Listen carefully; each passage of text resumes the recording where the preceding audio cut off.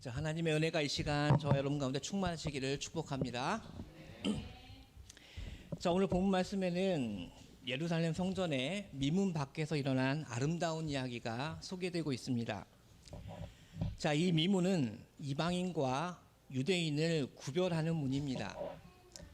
자, 그 당시 예루살렘 성전은 인종과 성별과 신분에 따라서 들어갈 수 있는 문과 들어갈 수 없는 문이 명확하게 구분이 되어 있었습니다.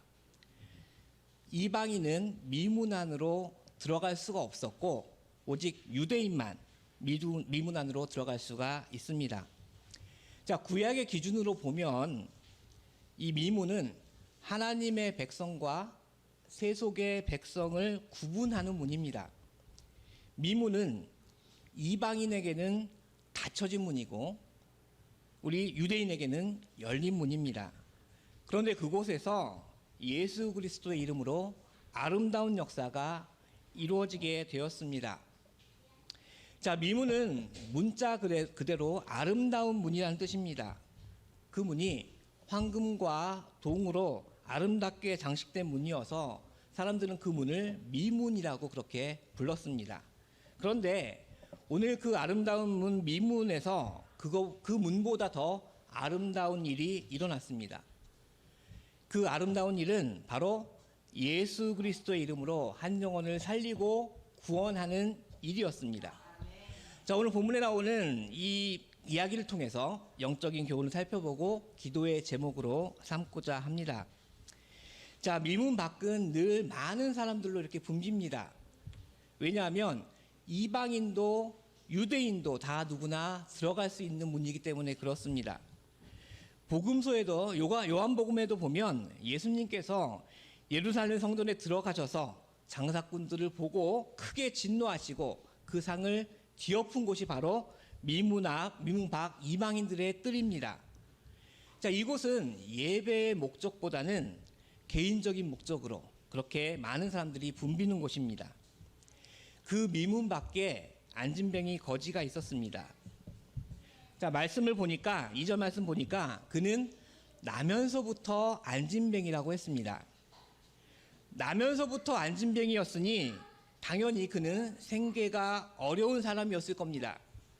늘 그를 아는 몇몇 사람들이 그를 메고 와서 미문 앞에다 앉혀두면 그는 사람들에게 구걸을 하면서 그렇게 지냈습니다.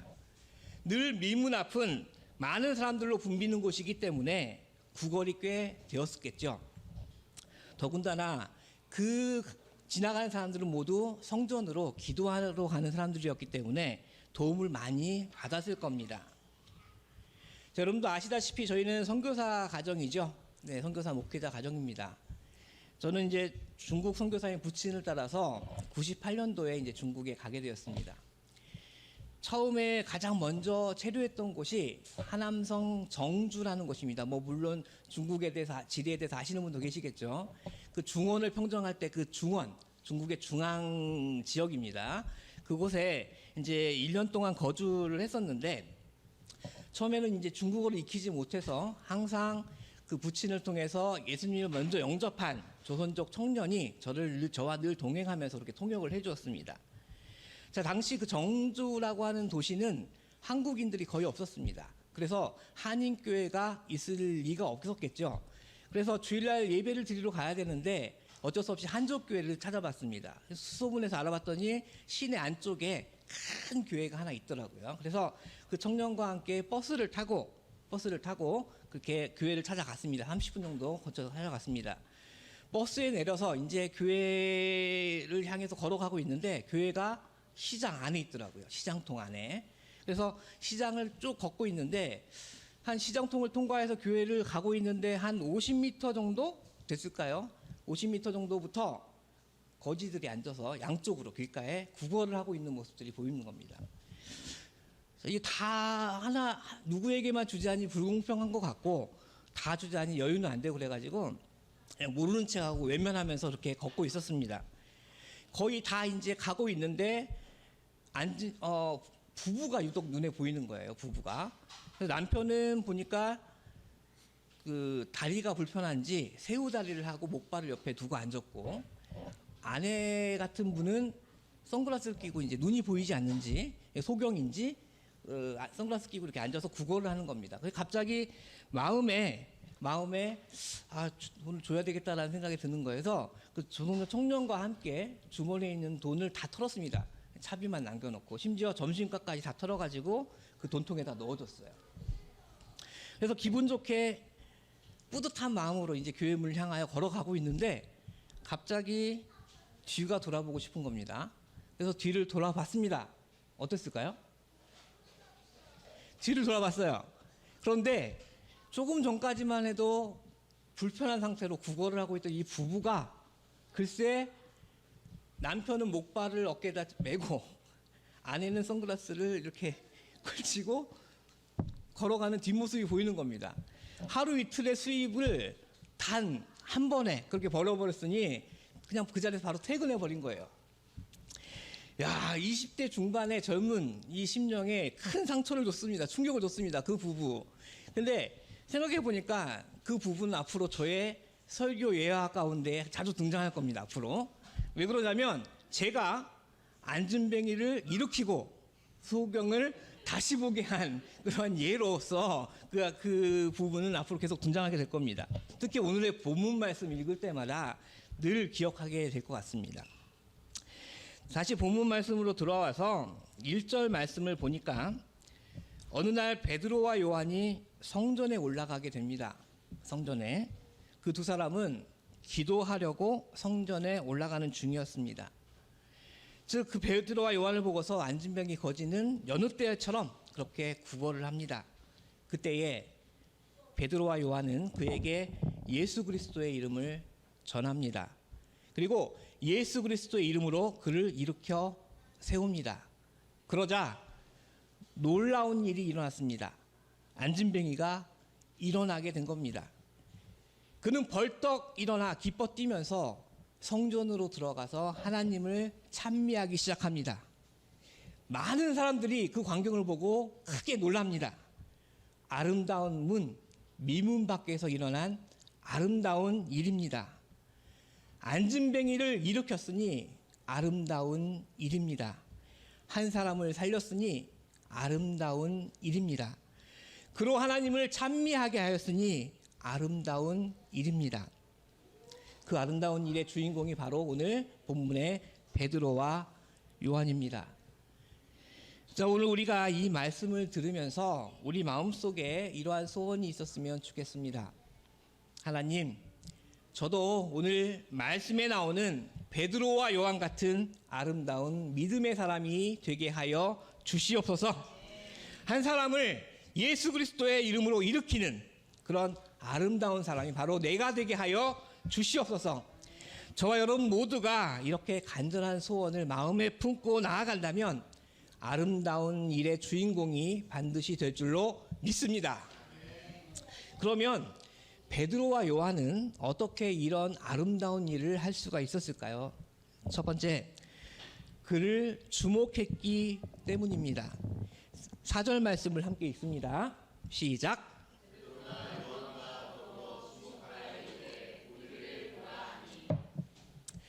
4절 말씀 보니까 베드로가 요한과 더불어 주목하여 이르되, 베드로와 요한은 기도를 하려고 성전에 올라가는 길이었지만 도움을 청하는 안진뱅이의 부탁을 거지를 무시하지 않았습니다. 외면하지도 않았습니다. 오히려 그를 주목합니다. 그렇게 주목함으로 말미암아 아름다운 일은 시작되었습니다. 자, 주목한다라고 하는 것은 관심을 갖는다는 겁니다. 우리가 아름다운 일을 하려면 아름다운 일에 주목을 하고 관심을 가져야 합니다. 자, 사람이 살아가면서 가져야 될 가장 중요한 관심이 있다면 그것이 무엇이겠습니까? 그것은 바로 사람에 대해서 관심을 갖는 겁니다.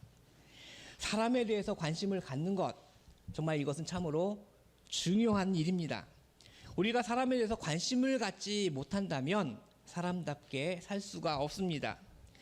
요즘에 우리가 뉴스를 봅니다. 저 해외에서 뉴스를 많이 보는데 뉴스를 볼 때마다 느끼는 거는 큰 일들, 좀 좋지 않은 일들, 좋은 소식보다는 좋지 않은 소식들이 많이 뉴스에 보도되는 것 같습니다. 이런 모든 사회적으로 또 세계적으로 일어나는 많은 일들의 대부분은 사람에 대한 그런 관심보다는 모두가 일에 대한 관심, 성과에 대한 관심에 더 치중하기 때문에 생기는 문제라고 생각합니다. 사람에 대해서 관심을 갖지 않고 일에 대해서, 목적에 대해서, 성과에 대해서만 관심을 가지다 보니까 점점 이 사회가 더 각박해지고 혼란에 빠지게 되는 것 같습니다. 우리 모두가 사람에 대해서 관심을 가지면 좋은 사회가 되어집니다. 그런데요, 사람에 대한 관심도 비즈니스적인 관심일 때가 참으로 많습니다. 비즈니스적인 관심이라는 것은 사람에 대한 관심도 내게 유익이 되어지는 것에만 관심을 갖는다는 뜻입니다. 우리들은 보면 내 주변 사람들에게 관심을 갖는 것조차도 저 사람이 나에게 얼마나 유익이 되어질까 하는 비즈니스적인 관심을 갖고 살아갈 때가 많습니다. 그렇게 살아가다 보니까 이 사회가 어려움을 당하기도 합니다. 사람에 대한 관심조차도 자기의 유익만을 생각하면서 관심을 갖는다면 아름다운 일은 이룰 수 없습니다. 자, 오늘 본문 말씀을 보면 이 안진뱅이는 미문 앞에서 지나간 사람들을 주목합니다.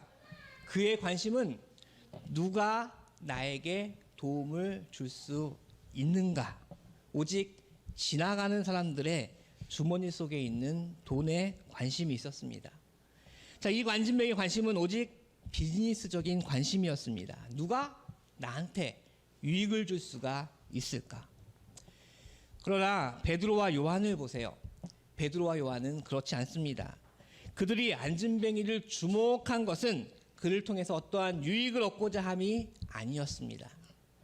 베드로와 요한의 관심은 내가 저 사람에게서 어떤 유익을 얻을까 하는 그런 비즈니스적인 관심이 아니라 어떻게 저를 도울 수 있을까? 어떻게 저를 유익하게 할 수 있을까 하는 섬김의 관심이요, 사랑의 관심이었습니다. 그렇게 관심을 가질 때 그 안진뱅이를 일으켜 세우는 아름다운 역사가 나타나게 되었습니다. 사랑하신 여러분, 저와 여러분도 오늘 본문에 나오는 베드로와 요한처럼 아름다운 일을 이루는 사람들이 될 수 있기를 소망합니다. 우리의 관심이 비즈니스적인 관심이 아니라 내가 어떻게 하면 이 사람을 도울 수 있을까? 내가 어떻게 하면 저 사람에게 도움이 될 수 있을까 하는 그러한 섬김과 사랑의 관심을 가지시는 여러분 되시기를 바랍니다. 그런 사람이야말로 하나님 보시기에 아름다운 일을 이룰 수 있는 진정한 신앙인인 줄로 믿습니다. 두 번째로 베드로와 요한이 그에게 예수 그리스도를 전했기 때문입니다. 베드로와 요한이 안진뱅이에게 우리를 보라고 하자 안진뱅이는 무엇을 얻을까 하여 베드로를 바라보았습니다. 자, 우리를 보라 이렇게 얘기하니까 안진뱅이는 와, 이제 내게 저 사람들이 돈을 주려나 보다.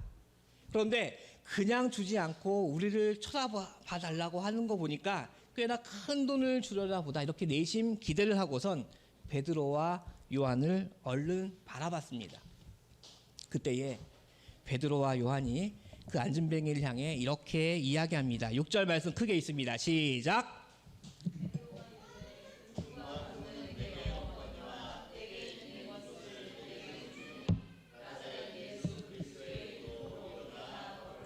아멘. 내가 너에게 줄 수 있는 것은 은과 금이 아니라는 거예요. 안진뱅이는 지금 베드로와 요한에게 은과 금을 바라고 있지만 내가 너에게 줄 수 있는 것은 은과 금이 아니라는 거예요. 나에게는 은과 금은 없지만 그러나 나에게는 너에게 줄 수 있는 정말로 귀한 것이 있다는 겁니다. 아니, 정말로 가장 필요한 것을 너에게 줄 수 있다는 겁니다. 그것이 바로 예수 그리스도의 이름이었습니다. 여러분들에게 묻고 싶습니다. 주변의 사람들을 돕고 싶습니까? 주변의 사람들을 도울 수 있습니까?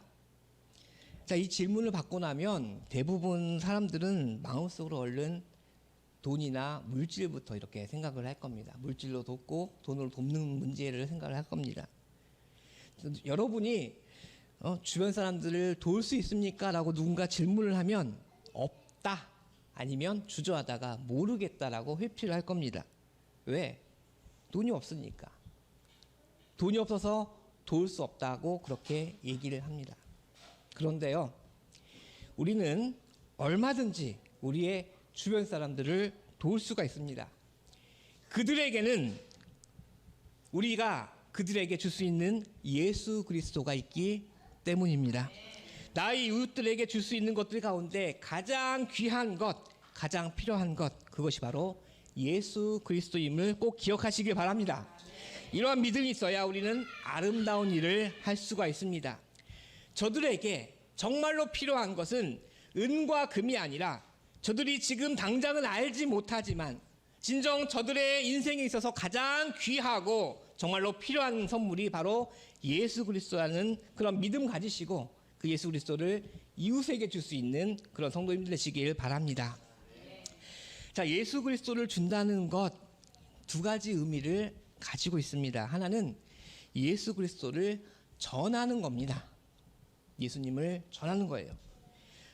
주변 사람들에게 필요한 것은 내가 알고 있는, 내가 체험한, 내가 만나고 느끼는 예수님을 전하는 겁니다. 또 하나 예수 그리스도 준다는 것은 예수 그리스도의 이름으로 하는 겁니다. 내가 섬김을 하고 나눔을 하고 봉사를 하고 헌신을 하든 내 이름으로 하는 것이 아니라 그들로 하여금 예수 그리스도의 이름으로 그들에게 예수님을 전하는 겁니다. 예수 그리스도를 만나게 해주는 겁니다. 모든 사람들이 필요한 것은 바로 예수 그리스도의 이름입니다. 그 이름이 구원의 이름이고 소망의 이름이기 때문에 그렇습니다. 그러므로 우리에게 있는 예수 그리스도를 그들에게 전하시는 성도님들 되시길 바랍니다. 예수 그리스도의 이름으로 나눔도 하고 섬김도 하고 돌봄도 행하시는 성도님들 되시길 바랍니다. 그것이 바로 아름다운 일이고 그런 사람이 하나님 보시기에 아름다운 일을 이루는 진정한 신앙인입니다. 자, 마지막으로 그의 손을 잡아주었기 때문입니다. 자, 베드로와 요한은 안진뱅이의 손을 잡아 일으켰습니다. 우리 7절의 말씀을 함께 읽겠습니다. 시작.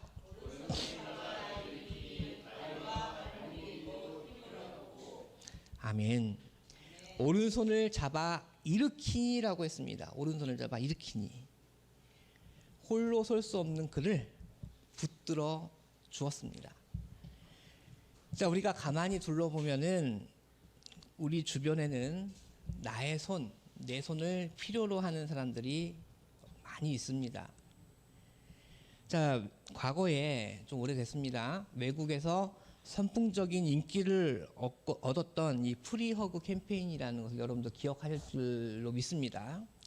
자, 외국에서 그 길거리에 서서 지나간 아무에게나 그렇게 안아주는 그런 캠페인이죠. 사랑에 목마른 사람들이 나와 아무런 상관이 없는 사람들이 나를 안아줄 때 그것으로 위안과 용기를 얻더랍니다. 자, 우리나라에도 옛날에 과거에 교회나 사회단체에서 이 프리허그 캠페인을 벌였던 적이 있습니다. 그런데 사실 정서상, 우리나라의 정서상 누군가를 아무나 이렇게 안아주는 일이 아직은 쉽지 않죠. 그래서 오래 가지 못하고 시도하다가 이렇게 말게 되었습니다. 자, 그런데요, 우리가 정서상 아무 사람이나 안아줄 수는 없지만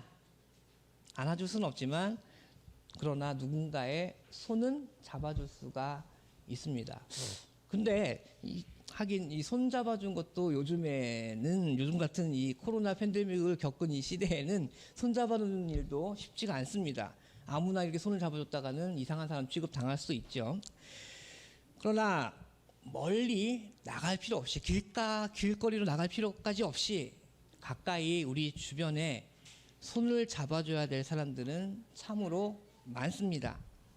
혹시 여러분의 남편이 여러분의 아내가 손잡아 주기를 기다리고 있지는 않는지 생각해 보세요.